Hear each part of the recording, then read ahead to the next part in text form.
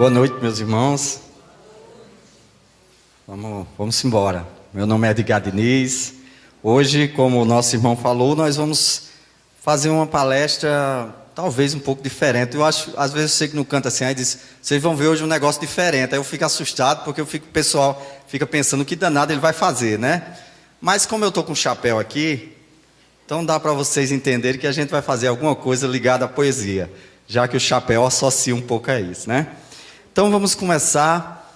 E quando eu vou fazer as palestras assim, eu não gosto de levar muito, assim, tipo um roteiro. Porque por mais que minha mediunidade não seja muito de ouvir ou de ver, eu sou muito inspirado pelos irmãos espirituais. Então, como eu tenho muitas poesias, eu deixo que os irmãos dêem uma catucadinha em mim assim, diga essa, diga aquela. Então, nós vamos falar as poesias que são necessárias para a noite de hoje. E para iniciar, eu vou dizer uma poesia que na verdade eu nunca recitei num centro, que na verdade é uma música que eu acho muito bonita. Então eu queria que vocês fechassem os olhos e que a gente iniciasse com essa poesia, que é uma música, onde ela diz assim: Deus está aqui nesse momento, sua presença é real no meu viver. Entregue suas dores e os seus problemas, fale com Deus, Ele vai ajudar você. Deus te trouxe aqui para aliviar os teus sofrimentos. É Ele o autor da fé, do princípio ao fim, em todos os seus tormentos. E ainda que vier noites traiçoeiras, se a cruz pesada for, Cristo estará contigo. O mundo pode até fazer você chorar, mas Deus te quer sorrindo. Seja qual for o seu problema, fale com Deus, Ele vai ajudar você. Depois da dor, vem a alegria, pois Deus é amor e não te deixará sofrer. Deus te trouxe aqui para aliviar os teus sofrimentos.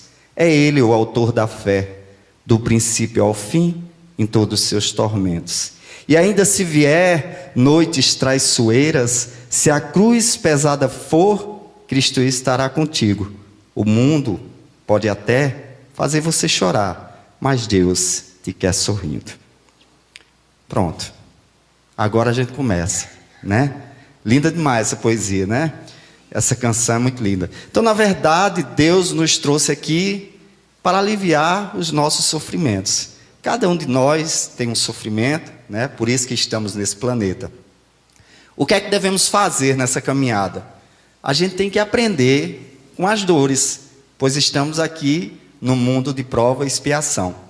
O poeta, ele tem, digamos, uma forma de ver a dor diferenciada, vamos dizer assim. É tanto que tem um grande poeta chamado Petrúcio Amorim, que todos vocês conhecem, né? Que foi através de uma dor que ele escreveu uma das poesias mais bonitas do nosso cancioneiro nordestino, né? Quando ele foi cantar lá em Caruaru, que ele é de Caruaru, e disseram que ele não podia cantar lá não, porque ele não era famoso ainda. E ele disse, não, mas eu não quero cantar no palco principal não, pode ser um palco assim da rua. Aí disseram, não, mas não dá não, porque já está completo o São João, né? Ele chegou em casa e escreveu, eu não preciso de você, o mundo é grande e o futuro me espera. Não é você que vai me dar na primavera as flores lindas que sonhei no meu verão, né? Eu não preciso de você. Já fiz de tudo para mudar meu endereço. Já revirei a minha vida pelo avesso. Juro por Deus, não encontrei você mais não. Cartas na mesa. O jogador conhece o jogo pela regra. Não sabe tu que eu já tirei leite de pedra só para te ver sorrir, para mim não chorar. Você foi longe, me machucando, provocou a minha ira. Só que eu nasci entre o velame e a macambira. Quem é você para derramar meu mucunzá, né? Então, quem é as pessoas para derramar nosso mucunzá? Só nós sabemos o que já passamos, né? Então, que seja através desses nãos que vamos receber na caminhada, que a gente possa fazer poesia desses nãos, né? Porque quem são eles para derramar o nosso mucunzá? Não é isso? Então, hoje, nós vamos falar sobre o crescimento espiritual. Nós vamos falar... Eu estava pensando qual o modo da palestra. Já que disseram assim, Edgar, está livre o tema, né? Eu disse, beleza, está livre o tema, vamos falar de poesia. Mas vamos falar sobre o que na poesia? Qual é o mote da noite de hoje? E eu pensando aqui com os meus botões, eu disse, vamos falar do amor, né? Tem coisa melhor do que isso? Todos nós vamos chegar lá, viu? Uns vão demorar mais, a caminhada é assim, às vezes uns desvia, outra gente quer pegar um atalho, e o atalho não era o caminho certo, mas todos nós vamos chegar lá no caminho do amor. Então, o tema de hoje é o amor. Eu vou falar do amor usando a ferramenta poesia, tá bom? Vocês gostam de poesia? Que coisa boa, viu? Minha poesia é a poesia nordestina, né? É a poesia do homem do sertão. Na literatura de cordel, que veio do cantador de viola, existem vários gêneros para se fazer a poesia. O cantador de viola pode cantar uma poesia numa cestilha, num martelo agalopado. Vocês já escutaram poesia de martelo agalopado? Sabe como é, mais ou menos? Vocês já escutaram e não sabem, né? Por exemplo, quando Zé Ramalho cantou numa luta de gregos e troianos por Helena, mulher de Menelau, conta a história que um cavalo de pau acabava uma guerra de 10 anos. Menelau, o maior dos espartanos, venceu Paris, o grande sedutor, humilhando a família de Heitor em defesa da honra caprichosa. Mulher nova, bonita e carinhosa, faz o homem gemer esse sentidor, né? Aí o outro cantador diria assim: Virgulino Ferreiro, lampião, bandoleiro das terras nordestinas, sem temer a perigo nem ruínas, foi o rei do cangaço no sertão. Mas um dia sentiu no coração o feitiço atrativo do amor, a morena da terra do Condor. Dominava uma fera perigosa, mulher nova, bonita e carinhosa. Faz o homem gemer sem sentidor, né? Isso na cantoria de viola, isso é um martelo agalopado. Dizem que uma vez um poeta... Vixe, se eu disser o nome do poeta errado, meu amigo Marco está gravando. Então eu vou deixar essa, não lembro o nome do poeta não. Mas disse que o poeta foi numa cantoria de viola e ele perdeu na cantoria para outro poeta no martelo agalopado.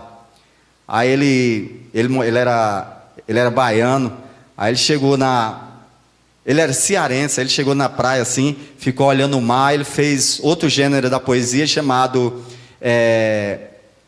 Vixe Maria, galope à beira do mar. Ele fez o galope à beira do mar, que é um dos gêneros da poesia popular, que o galope da beira do mar se diferencia do martelo agalopado. Aí eu disse, rapaz, eu vou fazer uma poesia no galope à beira do mar.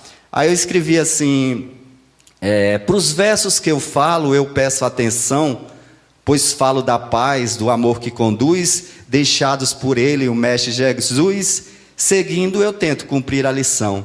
Viver cada dia é minha missão, tentando aprender para poder ensinar. De Patos eu sou e me chamo Edgar. Carrego também no meu nome o Diniz. Eu canto os meus versos assim, sou feliz. Nos 10 de galope na beira do mar. Eu vim para educar, esse é meu papel. Cumprir a sentença que eu vim para cumprir. Eu sei do caminho que devo seguir. Projeto de vida educando em cordel. O bem ao irmão é o tesouro fiel, e quando eu partir é o que quero levar. No céu, no sorriso, mãe a encontrar, dizer que ela foi o meu anjo, o meu guia, voltar outra vez para fazer poesia, nos 10 de galope na beira do mar. Pronto, esse é o galope na beira do mar, né? Eu acho que o poeta é Zé Pretinho, viu? Se não for, depois me corrijam. Mas isso é outro gênero da poesia. E a poesia de cordel, que veio do repentista, ela tem uma forma maravilhosa, que eu acho, porque ela vem desmistificar ou tirar o estereótipo ou o preconceito também de algumas coisas. Geralmente a gente acha que a poesia só é poesia quando é clássica, né?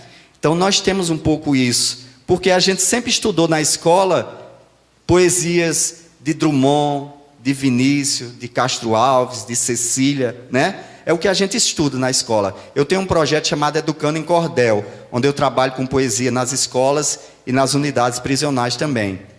Então a gente passou a vida aprendendo isso. E a gente via a poesia popular como se fosse uma poesia de segunda classe, né? Como se não tivesse o mesmo valor. E hoje não, hoje até por conta de Braulio Bessa também, que tem um espaço na TV, né, no horário nobre, então veio mostrar que a poesia popular também tem sua valorização. E o poeta repentista, ele é muito interessante, porque a maioria dos poetas de antigamente, eles eram analfabetos, né? Então eles faziam versos na hora, porque eles eram poetas repentistas, só que eles não sabiam escrever, E isso é muito interessante, né? Então, para quem não acredita em reencarnação, quando escutar um poeta repentista, você tem que acreditar, porque você vai dizer de onde é que o cara trouxe isso, né? Esse conhecimento. Então, ele já traz essa bagagem em algum canto, né? Veio sem a condição acadêmica, mas tem o conteúdo poético dentro dele, né? Uma vez eu estava vendo ouvi falar de outros poetas. Numa cantoria de viola estava um poeta chamado Sebastião Dias, que é um poeta mais culto, digamos assim, que eu acho que ele foi até prefeito de Itabira. E tinha um poeta, Zé Cardoso, que é quase analfabeto. E na hora da cantoria, da peleja, aí Sebastião Dias chamou Zé Cardoso de analfabeto. Aí Zé Cardoso respondeu na hora para ele, né? Respondeu assim: aprendi a cantar sem professor, com a graça de Deus eu sou completo. Você vem me chamar de analfabeto exibindo o diploma de doutor. No congresso que eu for competidor, eu vou dar em você de 10-0. Bastião, eu vou ser muito sincero. Se eu deixar de cantar, não sou feliz. Ser poeta eu sou porque Deus quis. Ser doutor eu não sou porque não quero, né? Isso é grande demais, né? O cara dizer um verso desse na hora. Aí eu disse, rapaz, o cara não teve uma escolaridade de dizer um verso desse na hora. Aí eu estava um dia desse assistindo um documentário sobre poetas analfabetos. E tinha um poeta, o nome dele era Leonardo, se não me engano, o senhor já. E ele morava sozinho no sítio, assim. E o repórter começou a andar com ele, assim, pelo sítio. E ele entrou na cozinha da casa dele. Aí ele olhou para o fogão, ele disse assim: eu moro aqui sozinho no rancho da solidão.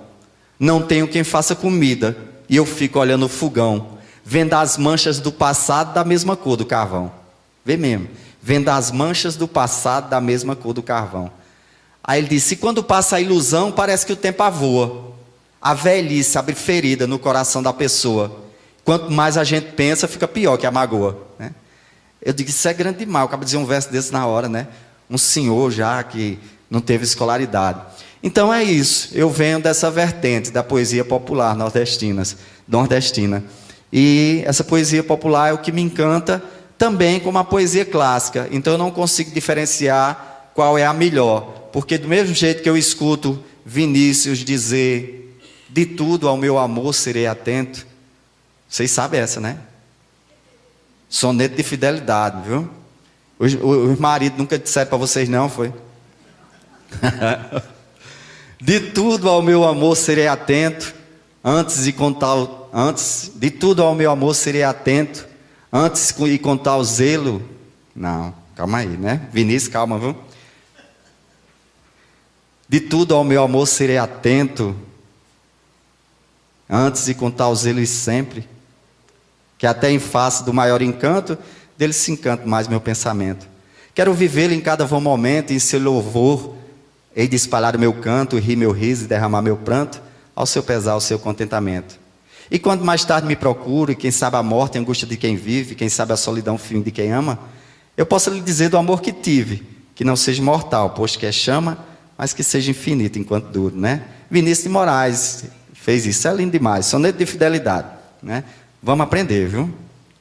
Mas aí um poeta chamado Zé da Luz, um dia disse para ele assim: poeta, tu não pode escrever poesia de amor não, porque tu é quase analfabeto. Aí Zé da Luz escreveu assim: se um dia nós se gostasse, se um dia nós se queresse, se nós dois se empareasse, se juntinho nós dois vivesse, se juntinho nós dois morasse, se juntinho nós dois dormisse, se juntinho nós dois morresse, se pro céu nós a subisse, porém se acontecesse de São Pedro não abrisse a porta do céu e fosse te dizer qualquer tolice, e se eu me arriminasse, e se tu com eu insistisse, para que eu me resolvesse, e a minha faca eu puxasse, e o bucho do céu furasse, da vez que nós dois ficasse, da vez que nós dois caísse, e o céu furado arriasse, e as virgens todas fugissem, né? Poeta Zé da Luz. Aí quando eu vejo uma poesia dessa de Zé da Luz, e vejo uma poesia dessa de Vinícius de Moraes, eu percebo que as duas falaram sobre a mesma coisa. Falaram sobre amor, falaram sobre partida, né? Falou do amor infinito, independente se a morte chega ou não, né? Então, para mim, a poesia, ela não tem discriminação. Para mim, poesia é poesia. Então, hoje nós vamos falar... Não comecei ainda não, viu? Já são 8h15. Nós vamos até umas 10h15 hoje, com poesia.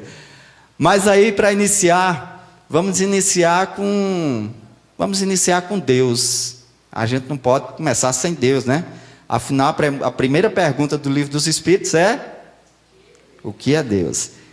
E um grande amigo, Amaro, ele disse o que é Deus de uma forma bem popular, de uma forma bem nordestina, como se fosse o homem do sertão dizendo o que é Deus, sem ser muito científico.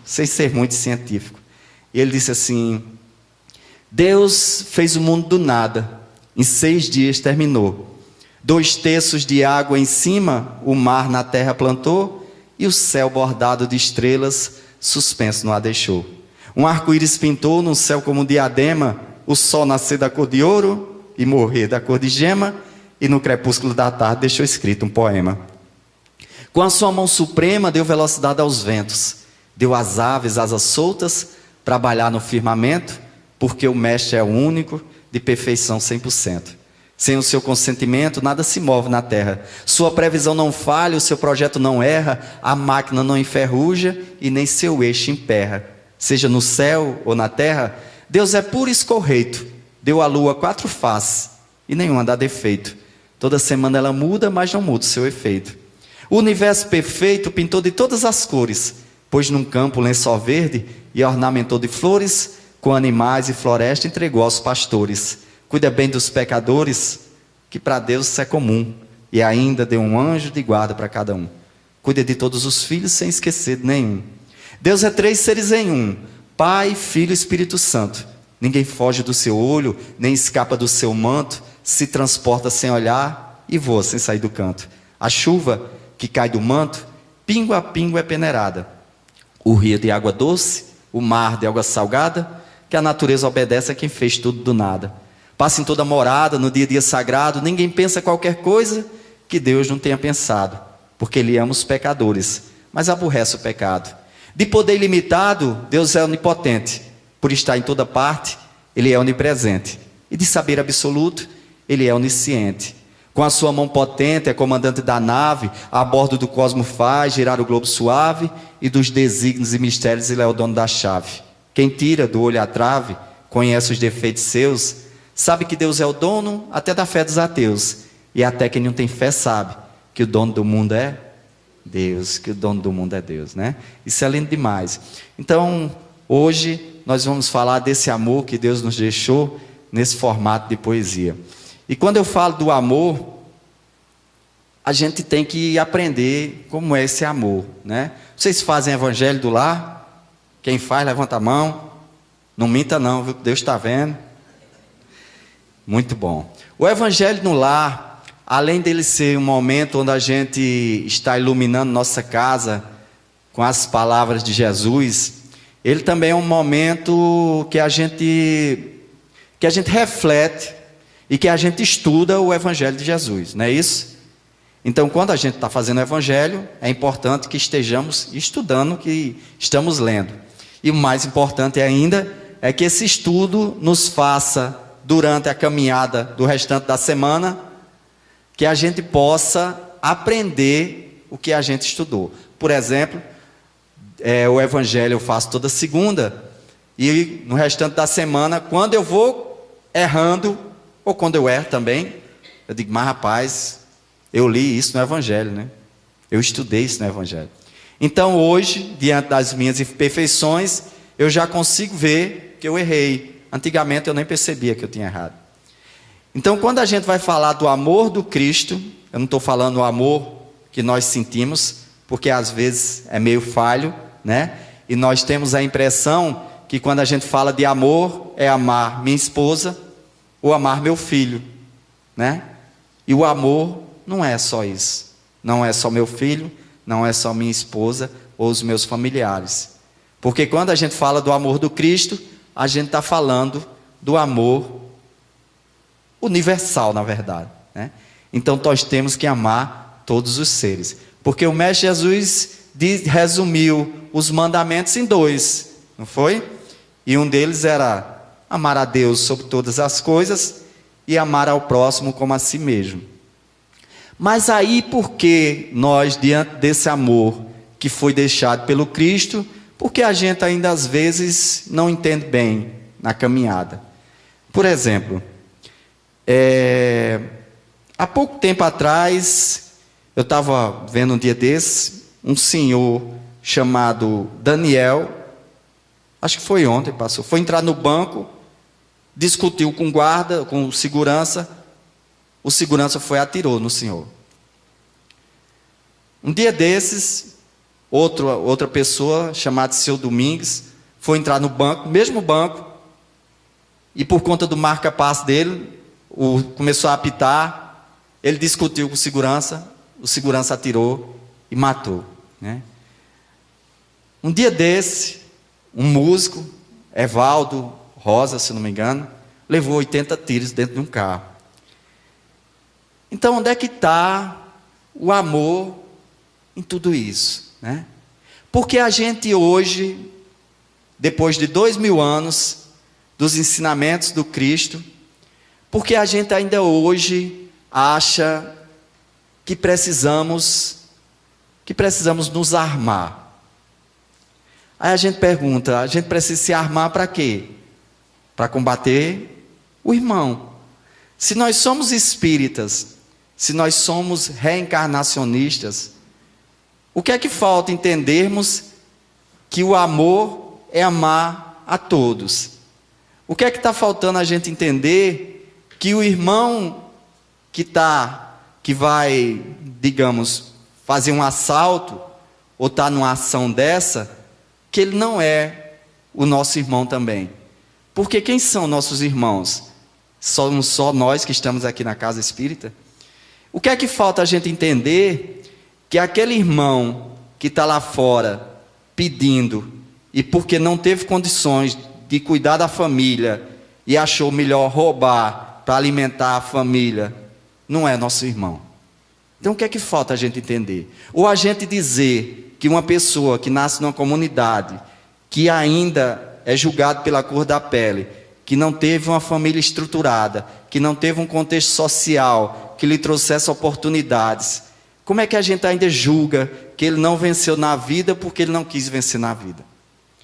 Então o que é que falta na gente de humanidade para que a gente não perceba as pessoas só pelo que é mostrado e não o contexto que está por trás que a gente ainda não percebeu? Será que é empatia? Um iceberg, ele mostra só a pontinha, o restante está tudo lá no fundo do mar, né? E às vezes a gente olha para a ponta do iceberg e diz, ali é o problema. Mas ali não é o problema. O problema está dentro do fundo do mar.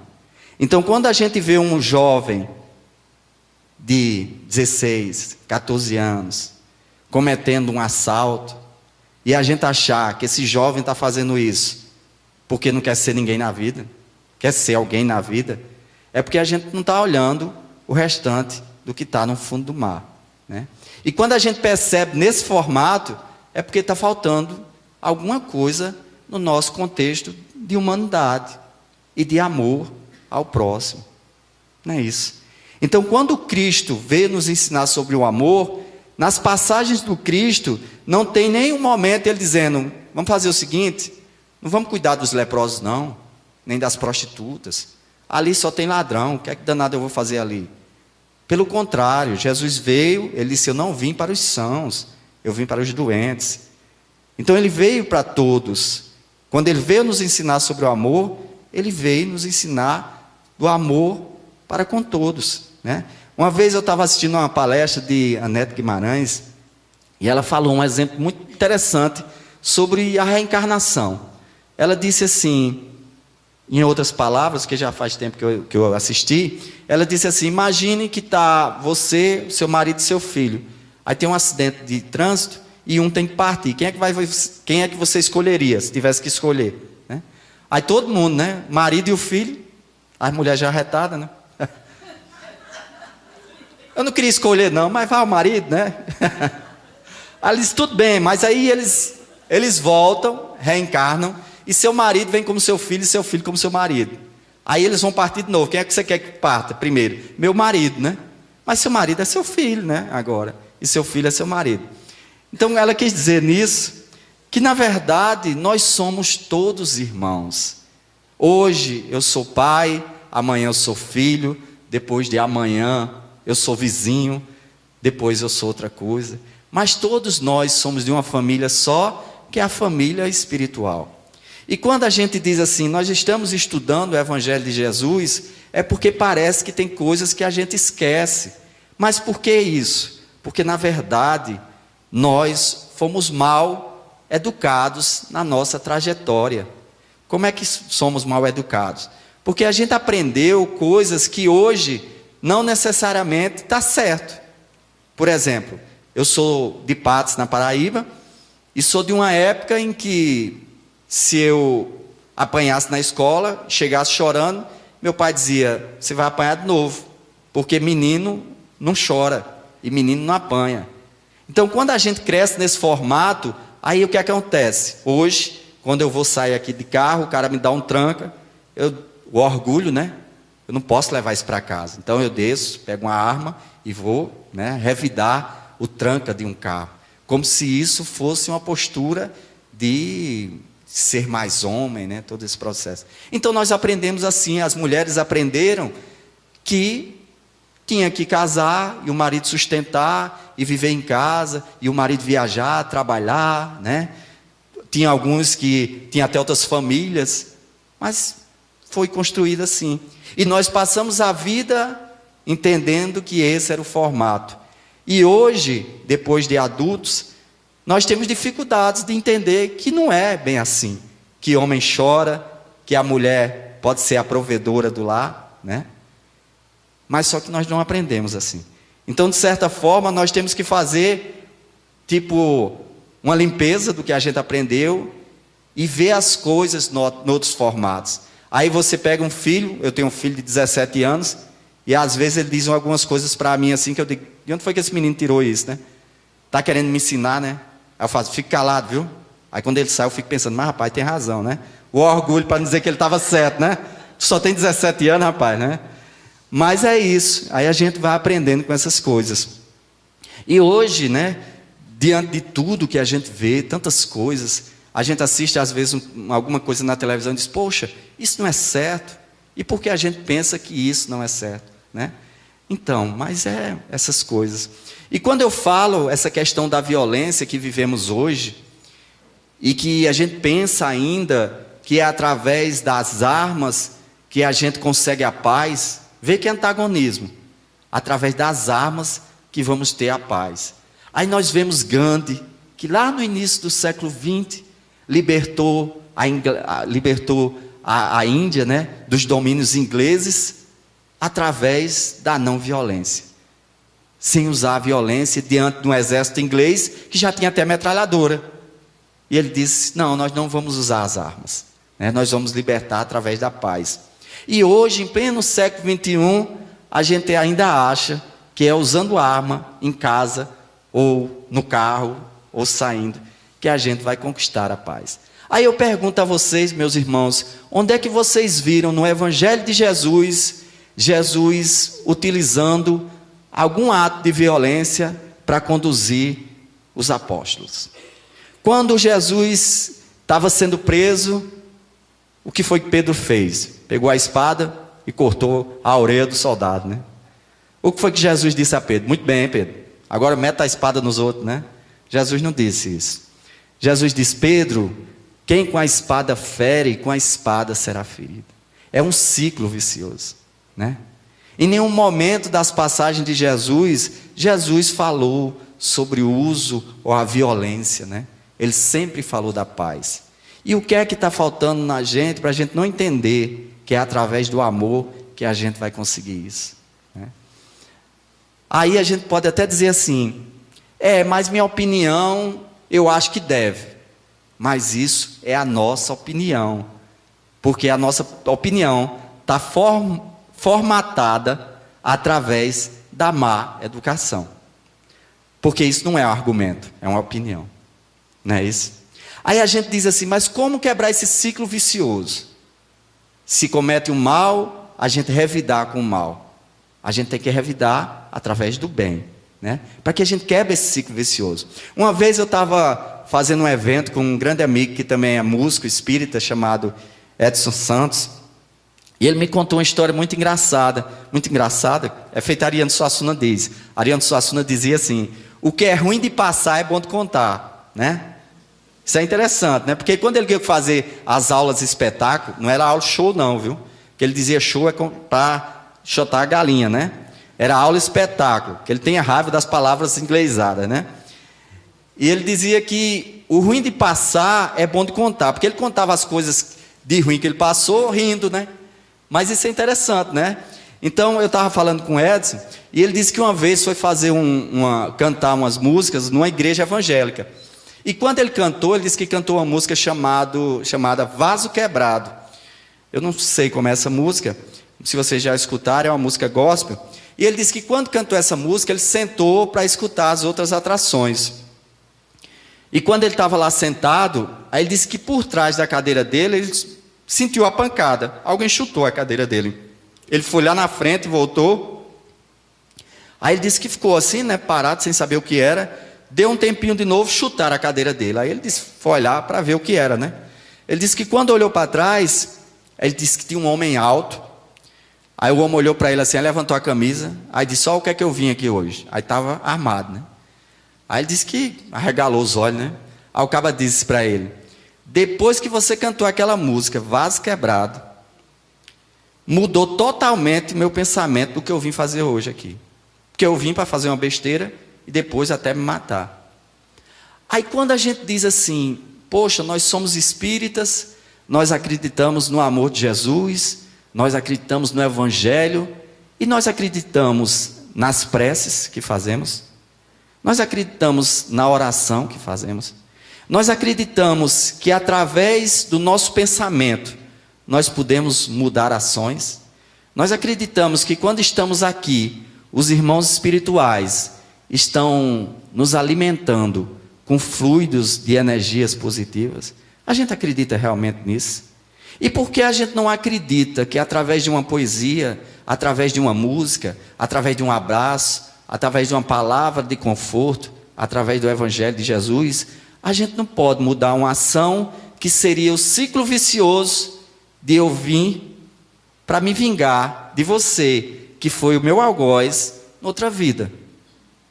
Então, naquele momento, aquela canção modificou ou quebrou o ciclo vicioso de um ato que estava acontecendo há tantas gerações que a gente nem sabe dizer, né? Então, meus irmãos, são essas coisas que aos poucos a gente tem que entender. Tem um poeta de Campina Grande chamado Zé Laurentino, que ele escreveu uma poesia que eu gosto muito, chamada Esmola para São José.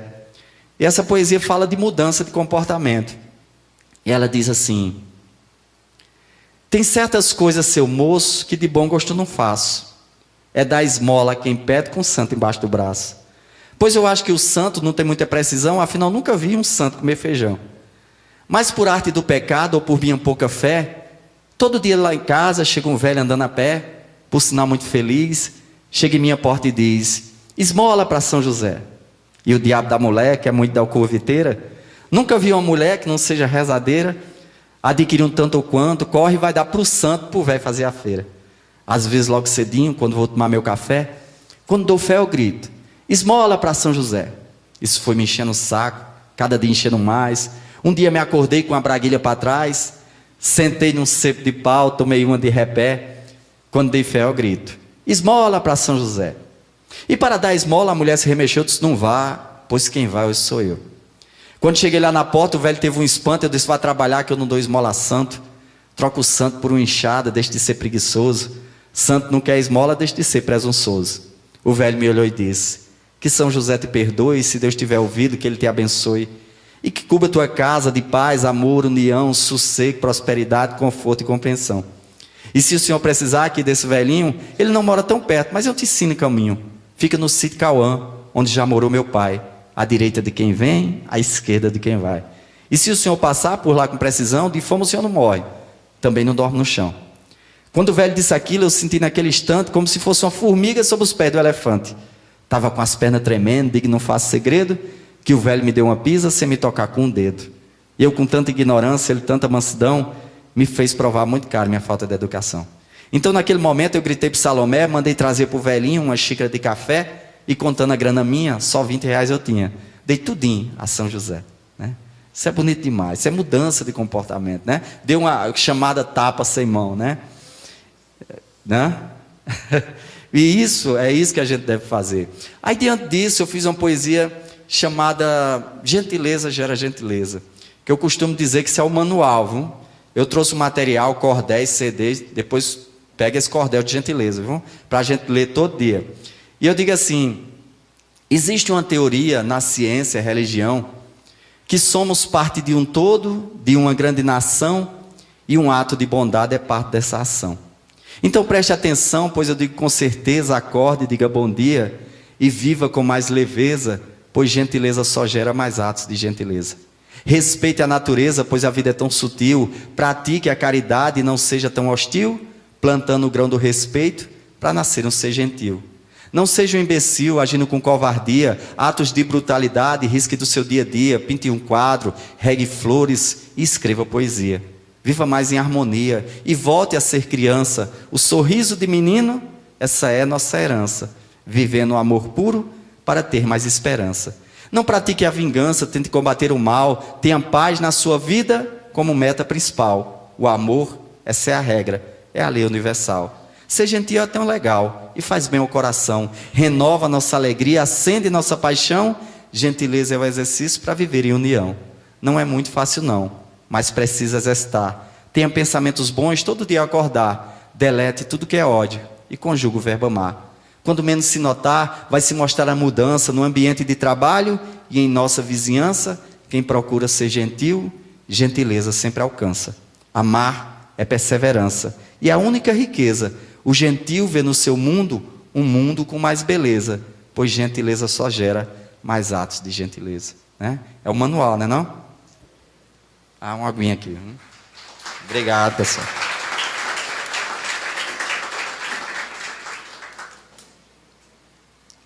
Mas aí, se vocês não estiverem aprendendo o manual, eu vou recitar uma poesia que vocês vão se lembrar dela, viu? Eu acho que na última vez que eu vim para cá, eu recitei também, foi Juvita. E Juvita fala de uma mulher que ela partiu e voltou, no mesma vida, viu? Ela não reencarnou não, ela partiu, só se foi em coma, né? Mas ela voltou, e quando ela voltou, ela não fez o serviço bem feito. Então vocês vão escutar e vai servir de exemplo. Vai servir para os homens também, tá? Juvitos, não só para as mulheres. E o poeta Amazã, é de Amazã também, da Paraíba. Amazã disse assim: Juvita de João Vicente, viúva de Nicolau, depois de um acidente no dia de carnaval, para o hospital foi levada e depois de internada entrou em coma profundo, ficando um mês apagada, passando uma temporada nas brenhas do outro mundo. Porém, dos sonhos seus, muito contente ficou, pois se encontrou com Deus e o Salvador falou: você pode retornar lá para a terra e ficar, pondo em prática novos planos. E nada deve temer, porque só irá morrer daqui a 40 anos, ó. Coisa boa, né? Juvita, uma mulher feia, dessas que assombra o povo. As pernas cheias de veia, cintura larga de ovo. O narigão de tucano, as orelhas de abano, canela de bentivi. Fazia alguma ginástica, mas nunca fez uma plástica com medo do bisturi. Porém, depois que saiu do coma tranquilamente, porque Deus lhe garantiu quanto? 40 anos para frente, né? Chamou um cirurgião, fez logo uma relação do que queria ajeitar. Testa, nariz, sobrancelha, pescoço, bochecha, orelha, nada podia faltar. Ó, fez uma lipoescultura, deu um trato nos cabelos. Ficou com a estatura, o corpo do modelo, o busto siliconado, o bumbum arrebitado, pele fina, reluzente. Recebeu alta final, mas na porta do hospital sofreu um trágico acidente, ó. Um acidente fatal, vejam só que resultado. Na frente do hospital onde tinha se operado. Foi isso que aconteceu, Juvita as botas bateu, foi vela preta e caixão. Mas quando chegou no céu, procurou o Pai Fiel pedindo explicação. A intimidade dela, né? Aí ela disse assim: me responda, Pai amado, me diga por favor. Conversamos mês passado e na conversa o Senhor me garantiu sem segredo que eu não morria tão cedo. Mas no entanto eu morri. E Deus responde seguro: Juvita, desculpe, eu juro que não lhe reconheci.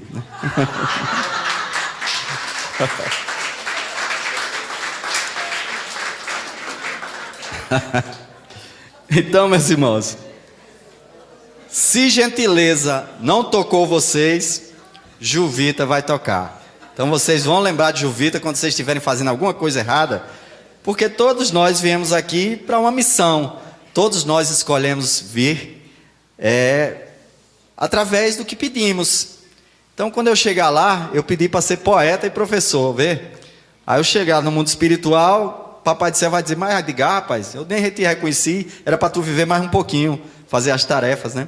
Então cada um de nós tem uma missão e vamos tentar cumprir, esquecer, não fazer do jeito de Juvita, tá? Mas ter Juvita como exemplo da nossa caminhada. Essa poesia é interessante porque ela fala da questão da morte. Eu lembrei agora de uma poesia que eu fiz sobre a morte. E por mais que a gente estude, né, por mais que a gente vivencie essas questões, a morte ela é sempre um enigma, né, parece assim, né? E é muito interessante. Aí uma vez eu fui escrever uma poesia sobre a morte, aí eu comecei a escrever, e escrevendo como eu vejo a morte, né? Aí no final, quando eu terminei assim, aí veio uma vozinha interior, e disse assim, poeta, defende a morte. Aí o restante é como se fosse eu falando, como se fosse a morte me respondendo, né? Aí eu digo assim sobre a morte, eu digo, és o véu que encobre o dia, és o contrário da sorte. Não respeitas nem o tempo, busca o fraco e o mais forte. Te chamam de tantos nomes, onde um deles é a morte. Quem é você nessa estrada? Por que leva os entes meus? Por que leva os mais crentes? Por que busca os ateus? És um anjo da maldade? És um arcanjo de Deus? E quem é a tua mãe? Ela vive eternamente? Se vive, se tu não ceifas, por que leva da gente? E teu pai não vê teus atos, se não vê um demente? Me explica o teu trabalho, tua função de cada dia, porque és o fim da linha, um verso de agonia, e mesmo sendo em verso, ainda inspira a poesia. Te peço antes de vir me levar contra a vontade, me diga, não me escondas, fale com sinceridade, porque molha tantas faces com as lágrimas da saudade. Aí a morte me responde, não sou mal como tu pensas, desconhece a minha essência, nas leis que regem teu mundo faz parte da ciência, no dicionário de Deus, o meu nome é providência, eu não sou o fim da linha, sou apenas o começo, carretel do universo, onde às vezes pago o preço do débito que não é meu, da culpa que não mereço. Por que dizes que sou o fim? Pois se tudo é infinito, se tens fé no Pai maior, por que crias esse mito, dizendo que meu silêncio ecoa como um grito?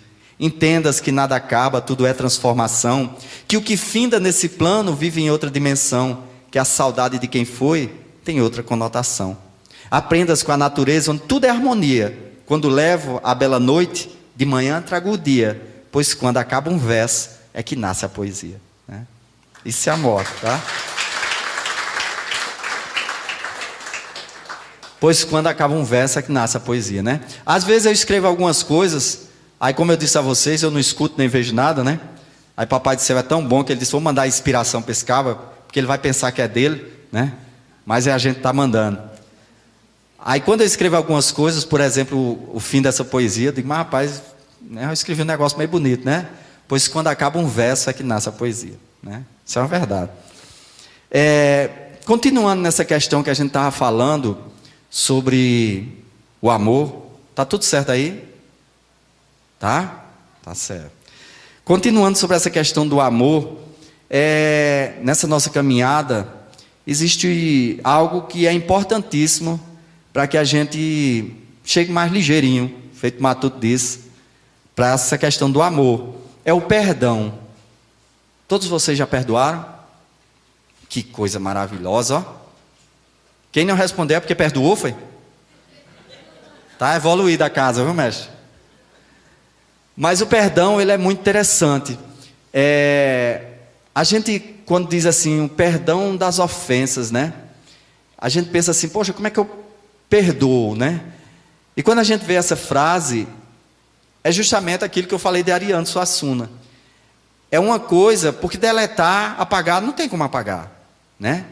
Mas tem como aquilo não ser mais uma ofensa para nós, porque nós conseguimos superar aquilo. Então esquecer eu não esqueço, mas eu já consegui superar. Eu faço um trabalho, como eu falei no início, eu faço um trabalho de poesia em vários locais, né? Eu tenho um projeto chamado Educando em Cordel. E na verdade esse projeto é meu projeto de vida também. Então eu vivo da poesia, coisa maravilhosa, né? Eu vivo da poesia. Então eu faço esse trabalho em escolas. Eu tenho esse livro aqui, chamado Educando em Cordel, que é um livro onde eu ensino nas escolas a poesia de cordel. Mas também faço esse trabalho nas unidades prisionais. E depois que eu entrei nas unidades prisionais para fazer esse trabalho, foi que eu cresci 50 anos a mais de aprendizado. Porque eu quebrei vários preconceitos e estereótipos, principalmente de julgamento. E uma das coisas que eu aprendi, estou aprendendo muito, é sobre o perdão. Porque cada dia eu vejo coisas que faz com que eu entenda mais sobre essas questões. Hoje mesmo, eu estava na PAI, que fica lá em Itamaracá. E meus irmãos, vocês não têm noção o que é a unidade da PAI. Quando a gente entra para ir para a escola, a gente entra no meio de todo mundo, né? E se você tiver uma análise mais reflexiva ou subjetiva sobre o que está ali invisível ou visível, mas que ninguém vê, porque às vezes está visível, mas ninguém vê, né? Você consegue entender quando eu falo o que é ser humano. Porque se você vive ali, você passa no corredor e você não consegue perceber o que está acontecendo, é porque está faltando alguma coisa no evangelho do lado da sua casa, né? Pessoas que, não estou julgando o motivo que levou eles para lá, mas de um sistema que não dá condições de reeducar um cidadão. A maioria negros, a maioria de comunidade, a maioria sem escolaridade, a maioria pobre, né? Então, como é que a gente pode julgar as oportunidades, né? Então, quando eu vou fazer esses trabalhos, não tem como eu não me comover, não tem como eu não olhar a sociedade excludente, né? E nós que vivemos numa condição diferenciada e a gente não perceber que tem pessoas que estão necessitando de alguma coisa. Então eu faço esse trabalho nas unidades. Uma vez eu fui fazer um trabalho no Barreto Campelo, que também é em Itamaracá, e eu conheci a diretora da escola, porque só tem duas coisas que salva na unidade prisional, viu? Uma é a educação. A educação tão valorizada hoje em dia, né? Não é não? Nas unidades prisionais a escola é valorizada. E é uma coisa que salva o cidadão. Porque quando o cidadão está na escola, ele começa a aprender e ele começa a perceber algumas coisas que ele não percebia ainda. E outra coisa que salva é a religião. Os evangélicos que estão lá, nós espíritas não estamos. A igreja católica às vezes está em oficinas, em algumas coisas sim. Mas nós espíritas não estamos. É interessante isso, né? Devemos também rever um pouco sobre isso. E essas duas coisas salvam muito. Uma vez eu assisti um documentário chamado Humanos, que tinha um homem americano, que ele... Vocês já assistiram esse documentário, Humanos? Ele tem vários capítulos. E um dos primeiros capítulos era um homem americano, onde ele disse que ele apanhava do pai dele, e toda vez que o pai dele batia nele, dizia assim: eu estou batendo em você porque eu te amo. Então ele aprendeu, cresceu, achando que o amor estava ligado à violência. Quando ele cresceu, ele matou a mulher e a filha dela. E todas as semanas, ia uma senhora no presídio visitar ele, que pegou prisão perpétua, e levava alimentos, ficava conversando com ele. E ele disse que foi lá no presídio que ele descobriu que realmente era um amor através dessa senhora. E essa senhora era mãe e avó da mulher e da criança que ele matou, né? Isso é maravilhoso, né? Isso é grande demais. Quando eu vi essa história, eu disse: poxa, que coisa maravilhosa. Aí quando eu fui trabalhar lá na Barreto Campelo, aí eu conheci a diretora da escola, e a gente, quando termina as oficinas lá com eles, a gente pede para que eles recitem as poesias que eles fizeram. Poesias maravilhosas, sai falando do cotidiano, do que levou eles para lá, da mudança que eles querem de vida. E você percebeu uma pessoa que diz assim: eu entrei por conta disso, mas eu quero sair daqui, eu quero ser um escritor, eu quero te encontrar numa academia de letras ou num sarau de poesia, quero escrever um livro. Para mim isso é maravilhoso. E quando a gente terminou, aí a diretora, ela disse: Edgar, eu posso falar uma coisa? Pode. ela disse: eu vou contar um pouco da minha história. Eu morava com minha irmã e minha sobrinha. Eu saí para comprar um negócio e entrou um ladrão lá em casa e pegou uma faca, foi brigar com minha irmã e terminou esfaqueando minha sobrinha. E minha sobrinha desencarnou. Com o tempo eu fui trabalhar na Barreto Campelo. E quem chega lá na Barreto Campelo? Um dia, o rapaz, né, que fez isso. Ela já tinha visto a foto e tal. Ela disse, quando viu o rapaz, ela disse que teve tanta raiva que ela estava chovendo, ela disse que estava com guarda-chuva, que deu vontade de furar o rapaz com guarda-chuva. Mas ela disse que não fez nada. E ele ficou lá. E todas as vezes, quando ela estava dando aula lá, ele ficava nas grades olhando para ela. E alguns presos diziam, quando soube da história, dizia para ela: quer que a gente faça alguma coisa? Eu não faço não, mas tem alguém que faça. Ela dizia: não, não quero não. Eu quero que ele cumpra aqui o que ele fez. E ele ficava sempre olhando para ela, achando que ela ia fazer alguma coisa com ele. Uma vez ele adoeceu e foi para a enfermaria, e a irmã dela também foi trabalhar no Barreto Campelo. A irmã que o cara, né, matou a filha dela. E ela foi trabalhar lá, ela trabalhava na cozinha, então ela fazia todas as alimentações de lá. E o rapaz adoeceu, foi para a enfermaria, e alguém levava sopa para ele. Quem era que levava sopa? Quem levava sopa era a irmã dela, para o rapaz que matou a filha, né? A gente vê isso distante, lá nos Estados Unidos, né? Mas isso acontece do nosso lado. Pessoas que perdoam. E essas coisas que acontecem, na verdade, são para nos ensinar através do exemplo, né? Então, sempre tem no nosso convívio pessoas que já passaram por situações, conseguiram perdoar, estão amando num formato diferente, estão trabalhando num formato diferente. E às vezes a gente não consegue viver ou vivenciar o que o bem está fazendo na humanidade. Por quê? Porque a gente só recebe influências, reportagens negativas. E a gente não consegue enxergar o bem, né? Recentemente eu fiz um trabalho com Fernanda Pessoa, não sei se vocês conhecem, que tem um curso de redação. E eu levei Fernanda para a unidade prisional. Eu costumo dizer, mas rapaz, eu acabo de tirar a Fernanda Pessoa dos trabalhos dela para a unidade prisional. E ela me disse uma coisa muito engraçada, assim, que ela disse que sempre tinha vontade de ir para a África fazer um trabalho. E quando ela foi para a unidade prisional, ela disse: eu percebi que aqui é minha África. E às vezes a gente quer ir muito distante fazer um trabalho onde o trabalho está do nosso lado, na nossa casa, nosso filho, nosso marido, nossa esposa, né? Então o que é que acontece? Às vezes a gente olha muito, poxa, Edgar faz um trabalho com poesia, mas é Edgar que tem que fazer esse trabalho, né?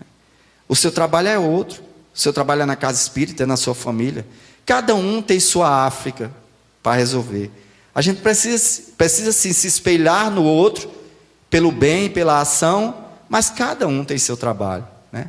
E foi na unidade prisional que eu fiz uma poesia chamada Perdão, onde eu digo: perdão não é esquecimento das ofensas cometidas, é sarar o luto do peito e tratando as feridas para que as lembranças ruins não sejam mais percebidas.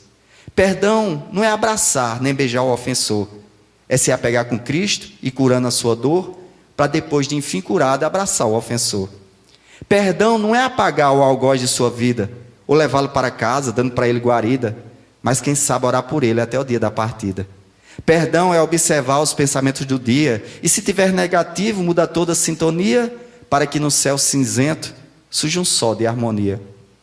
Perdão é olhar a seca e não ver somente dor, se lembrar dos campos verdes que ali já teve cor, pois que no quadro de Deus só tem tinta de amor. Perdão é olhar para trás, ver o que te machucou, perceber quanto cresceu, quanto se modificou, que na janela da vida a paisagem já mudou. O perdão é rir da vida, é ser nela um palhaço, trocar o choro, a raiva, pelo um cheiro, um abraço, em vez de querer folgar, melhor apertar o laço. O perdão é se acolher, é por dentro se amar, é seguir, reconhecer, fazer novo caminhar, quebrando elos, correntes, dos grilhões se libertar. O perdão é perdoar, simples assim, meu irmão. Foi o que Jesus mostrou lá na crucificação, que apesar dos nossos atos, dele tivemos o perdão. Então, o perdão é só isso ou é tudo isso? Que a gente possa, aos pouquinhos, entender o que é o perdão, entender o que é o amor, para que a gente possa caminhar. Como eu disse no início, vamos fazer o evangelho do lar, mas vamos entender o que é que estamos falando, o que é que estamos lendo. Porque para se alcançar o amor de cada um, não temos como nós ensinar temos, mas não temos como a gente procurar a palavra certa. Não tenho como eu fazer você entender, fazer o seu amor, né? Eu posso mostrar, eu posso através dos meus exemplos também mostrar, mas o amor é de cada um.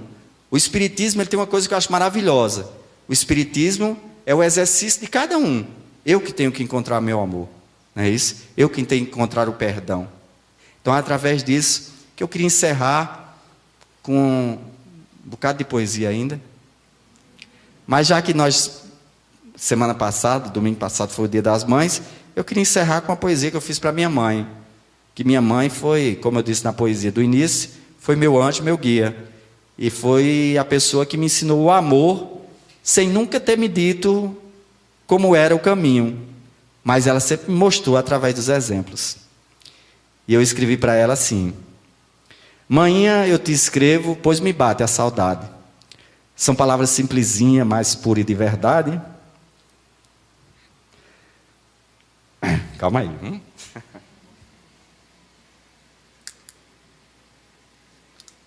Sou poeta, né, pessoal? Ah, rapaz, esqueci de umas coisas, ó. Isso aqui foi para eu lembrar as coisas. Eu sei do tempo, viu, pessoal? Esse aqui é uma boneca do livro, mas é um livro das unidades prisionais, Nas Asas da Liberdade, que vamos lançar agora no final de maio. Então, esse aqui é só uma bonequinha. Tem todos os poemas de todos os poetas de todas as unidades prisionais. Então, se tiver algum empresário aí, viu, que quiser ajudar o poeta, pode entrar em contato depois, porque isso aqui é um de vários que vão sair. Então, eu quero descobrir vários escritores nas unidades prisionais. Então, isso aqui é só a bonecazinha, tá para sair, tá? Era isso, foi por isso que eu fiquei emocionado, viu? Porque eu esqueci disso aqui. Então, vamos lá. Vou começar, viu? Manhã eu te escrevo, pois me bate a saudade. São palavras simplesinhas, mas puras e de verdade. Quando você foi embora, partiu na mesma hora. Um pedacinho de mim, bem tristinho eu fiquei. Me desculpe se errei, sou apenas um menininho. Se você voltar amanhã, toda manhã eu te beijo. Trago rosas lá do mato e te encho de desejo. Desejo para você ficar, nunca mais vou te largar, vou grudar no teu cangote. E quando você me chamar, do seu lado eu vou estar, antes que a senhora note. Declare minha mãezinha, não vou malhar perrear. Tomar banho no riacho, só se a senhora deixar. Vou me deitar bem cedinho, roubar a fruta do vizinho, juro que não faço mais não. E quando contigo andar, prometo não vou soltar mais nunca de tua mão. Se você adoecer, te prepara um remedinho. Lava os pratos do almoço, de manhã corta o capim. Dou comida para a galinha quando for de tardezinha. Se a senhora melhorar, bota o rádio lá no quarto e cala os bichos do mato, moda a senhora rezar. Se você voltar amanhã, prometo me comportar. Quando não tiver comida, nunca mais eu vou chorar. Vou me deitar para dormir, pois assim não vou sentir fome nenhuma fraqueza. Quando o dia eu crescer, nunca mais quero te ver vivendo nessa pobreza. Quando eu crescer, mamãezinha, não vou ser feito painho que um dia nos deixou, numa tristeza sem fim. Quero ver você velhinha, assentada na cozinha, desbuiando o feijão, e quando em casa eu chegar, do trabalho eu vou te dar um cheiro no coração. Manhã não quero mais morar com minha madrinha, não tenho onde dormir, eu quero a minha caminha, suas histórias escutar, no teu colo me deitar e ficar fazendo manha. Quando o meu lençol cair, não quero nem me bulir, deixe que a senhora apanha. Pede para papai do céu para a senhora voltar, se eu levasse a mãe dele, sei que não ia gostar. Quero ver o teu sorriso, se quiser eu improviso uma frase bem bonitinha e vou para o céu te mostrar, pois aqui só vou ficar se você voltar manhã. Então, meus irmãos, fique com Deus. Obrigado. Essa poesia tem várias coisas, mas ela tem uma essência. A essência é a criança que existe em cada um de nós. Que a gente não perca essa criança que existe em cada um de nós, porque a criança é amor, não é isso? Então fique com Deus, meus irmãos. Meu Instagram é Poeta Edgar, E meu site é poetaedgar.com.br.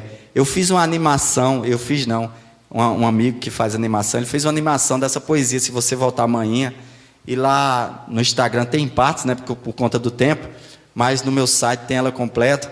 Depois, se vocês quiserem dar uma olhada, eu posso até mandar pelo WhatsApp, ficou a coisa mais maravilhosa do mundo, que é feitilogravura, e eu gostei demais, mandei no Dia das Mães. Então, meus irmãos, mais uma vez, obrigado pela noite de hoje, uma noite iluminada. E se eu me emocionei, é porque, se vocês se emocionaram, isso é muito bom, porque se meu trabalho, esse trabalho que eu faço de poesia, se ele não fizer vocês rirem, como Juvita, e não fizerem vocês se emocionar como Maninha, mas principalmente, se ele não trouxer, através de tudo que eu disse hoje, um verso que possa modificar vocês no contexto de ser mais humano, é porque o trabalho não está sendo bem feito. Aí eu vou ter que partir feito Juvita, né?